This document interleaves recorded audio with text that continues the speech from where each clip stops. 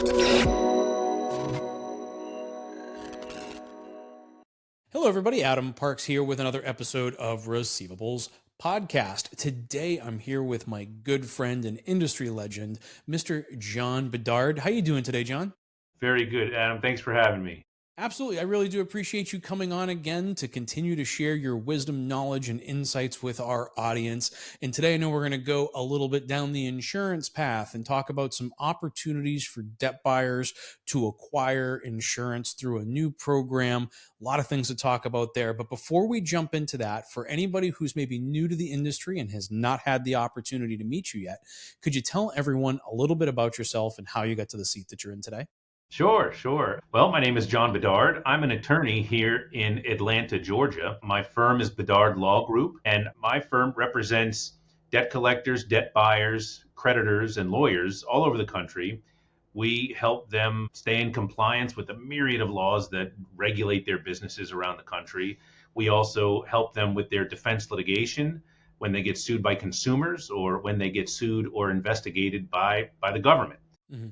Adam, this is 2025 now. This is going to be my 27th year representing the industry. So I've been around for a little while. I've seen a lot of things, and I like some of the new things I'm seeing, which is why I think you reached out to me to talk to you about some exciting new things that are being offered in the industry today.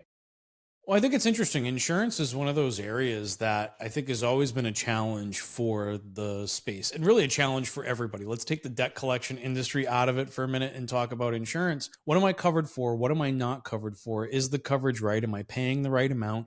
It's this intangible world where if you are not digging into these policies, and even if you are digging into them, trying to understand them is a problem. And I know that I spend an insane amount of money on insurance on an annual basis. I know that debt buyers have some very strong and high requirements because they're a misunderstood or not understood segment of the marketplace. It's a very unique animal. There's nobody else out there that's quite like a debt buyer. Somebody who's purchasing a charged off receivable, I think, creates these unique challenges. And this is as we've talked through the program, and when you came on and told me about what the collection agencies were doing from an insurance standpoint and having the lawyers work together to mitigate the premium costs associated with the policies, it was really interesting. And when I heard that the same thing was going to be happening from a debt buyer perspective, I thought there's no better time than right now for us to start talking about how organizations can better position themselves in 2025 to improve the coverage that they have now that data security is the number one concern across the entire industry, according to the TransUnion 2024 debt collection industry report. So we know that it's a challenge. We know that it's been identified, but how are we going to start addressing these insurance needs for the debt collection industry, John? Yeah. And I think the answer to that question was the impetus for a renewed relationship between ACA International and QBE North America. They have been partnered for a while now, and they have really brought to market a unique insurance product focused on debt collectors. Mm-hmm. And they have got a lot of expertise around that product. They've got a lot of risk mitigation associated with that product, including their expert defense panel, including their collection notice review program. All of those things put tremendous downward pressure on premium and on risk. And it's been wildly successful for them. And so what they have done is they have gotten together to create a similar program that is uniquely designed for passive debt buyers. They have brought to bear the very same expert resources. They have brought to bear the very unique certification program that RMAI provides to the industry. And now QBE has this insurance product designed specifically for passive debt buyers, which really leverages the expertise and risk reduction tools that RMAI offers the industry, mm-hmm. and also that expertise and risk reduction tools that ACA bring to the industry to really meet the unique needs of passive debt buyers in the marketplace. And that's really what they have done. And I understand this is a pretty new product, but it is really designed to meet the needs of passive debt buyers in ways that a lot of other programs that I have seen in the industry don't quite make it. And so that's what's happening right now. Well, it sounds like there's really two areas that this program is leveraging to reduce the cost of premiums, and I'll say one is kind of replicating some of the things that ACA has already been doing, right? Like you're talking about the letter review programs, and I want to dig into a little bit of detail there for anyone who has not seen the last episode where John and I talked about some of the insurance. I'll link that below as well, where we go into a little bit more detail from a collection agency standpoint. But for this purpose, for the debt buyers, John, talk me through from the ACA side, like some of the things that you've done to be successful with those ACA programs that now you're bringing over to the debt buyer side. Yeah. And so, for example, ACA has created this thing called the Collection Notice Review Program, which is uniquely designed for collection agencies. And the purpose of it is to review in advance the form and the template communications that debt collectors have with consumers. The Collection Notice Review Program. And it is available to all ACA members. And it is a really nice tool and checklist that a debt collector can go through to reduce the risk associated with their written communications with consumers. So it's an entire program dedicated to that. Well, this new debt buyer program that is out there now actually leverages the RMAI certification standards, because this new policy has been designed to meet the requirements of Standard 2 under RMAI's certification program. And particularly, it provides coverages where many other policies provide exclusions. And so, for example, this new policy covers purchased paper. I mean, if you're working purchased paper, you may very well be excluded from your current policy. And this policy is specifically designed to cover that. It is also specifically designed to cover your activity and your collection activity on paper that the debt buyer itself owns. There are many policies out there which exclude activities that are associated with working your own paper. And it only covers your activities so long as you are working for another for a fee. And so this particular policy is designed to cover those things, which is really important, because a lot of passive debt buyers and a lot of debt buyers that are not just passive need those kind of coverages and might not realize that they don't have those coverages. The newest version of RMAI's certification program requires those coverages, or to say it a different way, prohibits the exclusion of those coverages, which is important. And it's what makes that program such a flagship program for RMAI, their certification program. And they've got certification program not just for debt buyers, but also for debt collectors and for lawyers. And so the whole idea here is risk reduction, risk mitigation, and all of that has a downward impact on premium.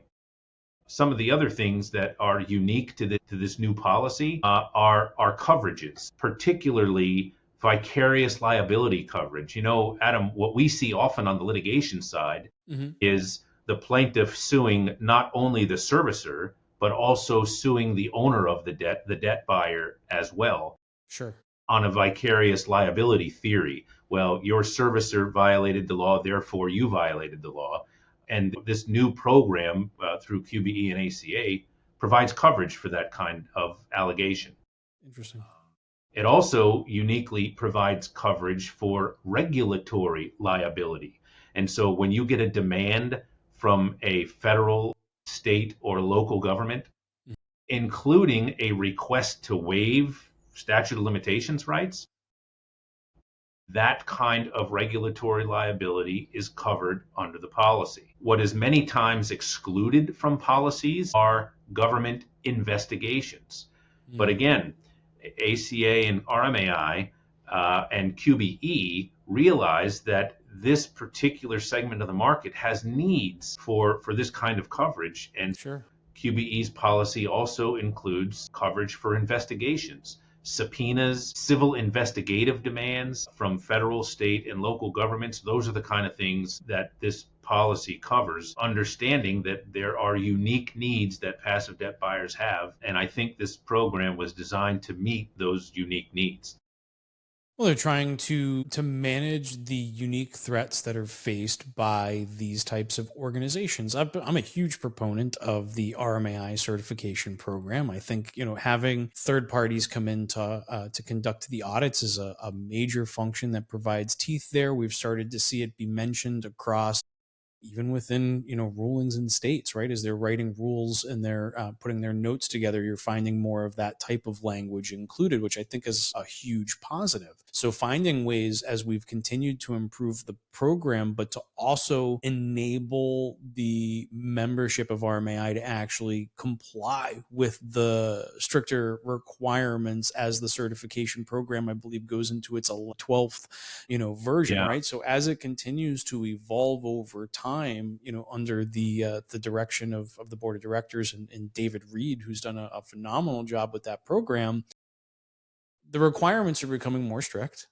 and solutions are needed to resolve those situations. And now if you're saying that in the newest program there's going to be restrictions on what can be excluded from the insurance programs, I feel like that's being done to the best interest of an entire industry, right? Because if we're not properly educated on our insurance programs and we're being taken advantage of by these whoever it is that is selling that insurance or is putting together that package or program, this is a great way for the industry to come together, find a unique solution to a unique set of problems, because there's not a lot of people out there that have our problems, and then actually be able to roll that out. So you guys are doing the letter portion. Everything is being tied back to the certification program and meeting those. But I know that with ACA, you were doing some other things that were risk mitigation exercises with organizations and empowerment from that perspective. Are there other aspects of this that we should expect to see from a debt buyer perspective? Other than the implementation of the new certification program, as well as anybody, the RMAI's certification program is the premier certification program for debt buyers in the marketplace. And I think that what ACA and QBE have done is created a nice complement to Mhm. that program to give the marketplace, particularly they're only giving it to RMAI members and ACA members, to give those members a tool that, one, helps them satisfy the requirements of the certification program, but also provides tremendous risk mitigation tools to their businesses. Mhm. And that's really what they need. And so I kind of think, Adam, that it's a win-win-win all the way around, because it makes debt buyers better in their Mhm. operations. It brings debt buyers into the universe of experts that all three of those organizations really bring together. And it really, the rising tide rises all boats. Is that the Yeah, saying? something like that. And as all debt buyers in the marketplace really adopt and become members and adopt the certification program, all boats are going to rise in the marketplace, and that really benefits everybody, including consumers. Well, I think insurance is one of those things that we've all struggled with for a significant time. And I think the number one challenge that we have in either obtaining or maintaining, fair coverage for fair premiums is the education process to the underwriters. We're an unknown quantity, right? And so to an underwriter, when they're looking at a debt buyer, they looked at a liquor store, now they're looking at a debt buyer, right? Like they don't understand the uniqueness of it. And it sounds like QBE has taken the time to really dig in and understand what the risk levels are. Where are the real risks here, by bringing together experts, including yourself, right, to have those discussions, identify where the real threat levels are, and then build the programs around it that allow people to get the coverage that they need. But I think that the risk level is not necessarily higher for a debt buyer than it is for a liquor store. Just random example. But I think it's more about just understanding how it works, right? Like, you know how a retail store works. Your inventory is your problem. It turns and burns, and that's fine. But for debt buyers, it's such a different animal that it requires a deep level of knowledge to truly understand where the real risks are.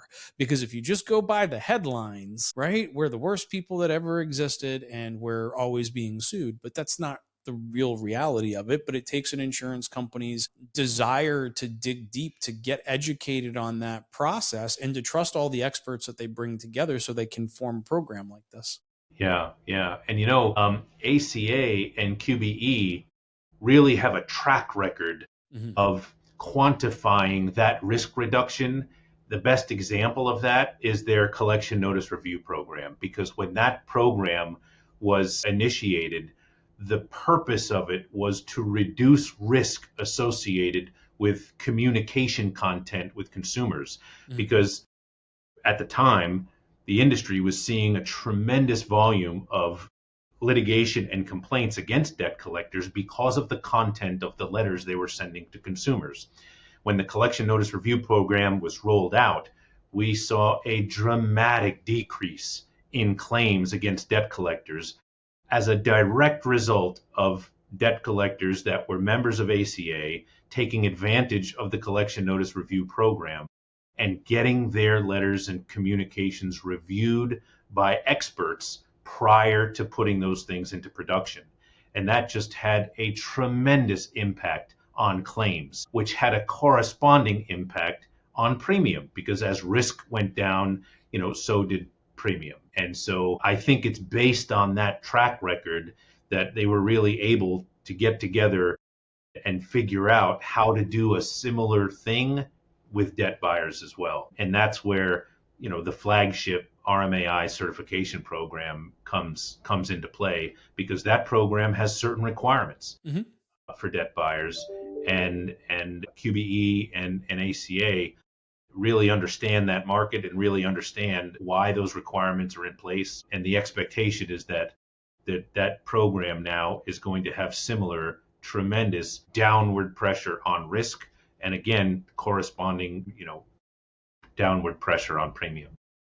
Well, look, when that program first came out, right? Like the standard was everyone's got their, general liability insurance, and then then you add errors and omissions on top of that, and that tends to be a pretty expensive policy. Now you got to have cyber policies. Now you got to have, right? Like, now there's all these additional requirements that have come up over time, and I think a lot of people have bought a policy real quick from whoever they were comfortable with because they needed to fill a gap to get a deal closed, whether that's to bring on a new client, to acquire a portfolio from a particular financial institution, or whatever the individual situation was. I feel like that's kind of how a lot of us ended up with the insurance that we have had for years.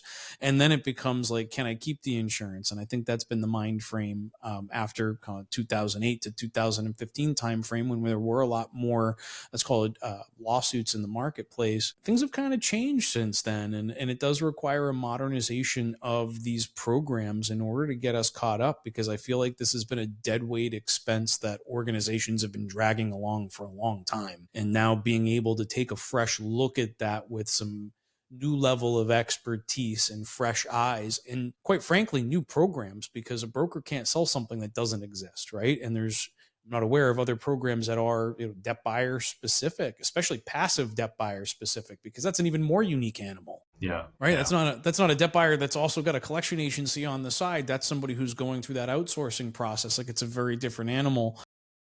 I'm curious to see, just how much downward pressure can be put on those premiums as more powerful and more established debt buying organizations explore the program.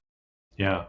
I don't have the answer to that, I don't expect you to. I'm but if excited to see what happens next, yeah, because now I know that this is coming into the marketplace, and I would expect to see a downward push on those premiums, especially as you get those more established debt buying groups to participate in a program like this, because I think that will help to educate QBE to continue to bring down those risk premiums. yeah, yeah. The other thing, and you know this as well as anybody, Adam, premium matters, but what also matters is whether or not you have a partner in your insurance company. Hmm. I have been part of the defense panel for ACA's chosen partner, for 20 years, for quite some time now. And I can't remember a time in which the insurance company that ACA is partnered with has made effort to deny somebody's claim, Mhm. right? And I know there are a lot of collection agencies out there who have insurance, who have policies, but the moment they make a claim, they tell me that they feel like their insurance company is doing everything they can to deny a claim and Mhm. to not provide coverage. And I can tell you, I cannot think of a single time in which that has happened in any case that I've been involved with, with QBE or any of ACA's chosen partners. And that means a lot in my view, because I have seen our own clients and collection agencies who have paid premiums, have paid for policies, and been told, sorry, we're not covering this for whatever the reasons are. And when it comes to evaluating the value of the lower premium that you may have paid for that policy, it ends up being not useful at all if you can't get coverage, right?